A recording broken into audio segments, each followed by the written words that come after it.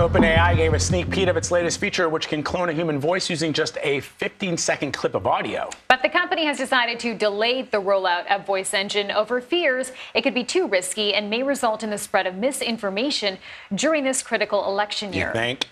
Shirin Ghaffary is a reporter with Bloomberg and has done some extensive research on this topic. She joins us now. Shirin, thank you so much for being with us. There's so much to talk about here. Start with just explaining how Voice Engine really works and how it's different from some of the other voice cloning programs that we've already seen. Sure. So with Voice Engine, you can record yourself or take a recording of someone else speaking for a short period of time, just 15 seconds. And then an AI model can actually replicate your voice, that voice, complete with its intonations, with your pauses and cadence, and create audio out of it. And you can tell it to, you can by typing, tell this fake voice what you want it to say.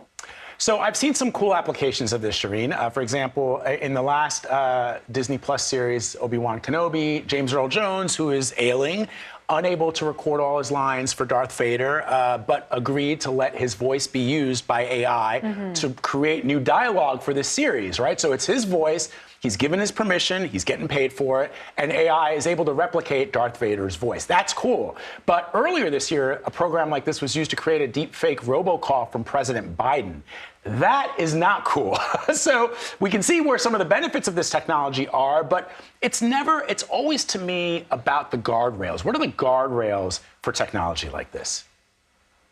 Sure. So first I will say, as you mentioned before, OpenAI has decided not to do a wide release of this. So right now it's limited to, I'm told, about 10 developers who OpenAI hand selects who they feel will use it responsibly. Moving forward, they're also doing stuff like having watermarking on the audio, which means that there's an inaudible cue that OpenAI knows that will tell them if a clip is indeed made with their technology, so they can distinguish what is fake versus what is real.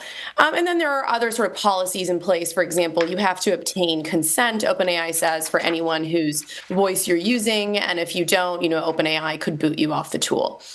I just wonder, Shirin, how we can all protect ourselves as this technology changes, becomes more advanced and more widely used.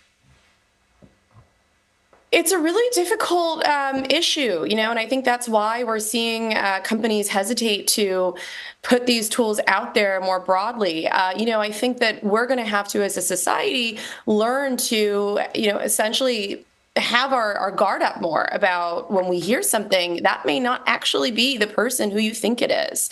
One thing that OpenAI is cautioning is for banks to stop using voice as a way to get into your bank account. That voice authentication should maybe no longer be one of those tools that we use to verify someone's identity. Yeah, I'm sitting here trying to, and this is my very puny brain, trying to figure out what the benefit of something like this is beyond Hollywood or commercials. I just don't see what the benefit the benefit brings to people like me and you. What would I use it for? Absolutely nothing. Yeah, I will. The commercial use cases in Hollywood are certainly a big one. But, there are some real accessibility use cases as well, I will say, if we think about the people who, for whatever reason, don't have a voice. For example, OpenAI talked about a research institute that is using the tool to help restore people's voices who have lost it. In one example, they talked about a young woman who lost her voice due to a brain tumor, and they were able to use a brief recording of her talking for a school project in a video and use that to actually sort of give her voice back, or at least a way for her to type and be able to hear herself talking in her real voice, in her real sounding voice. Okay, we'll leave the conversation there for today, Shirin, but we appreciate all this. Thanks so much. Really interesting. Thanks, Shirin. Thanks for having me.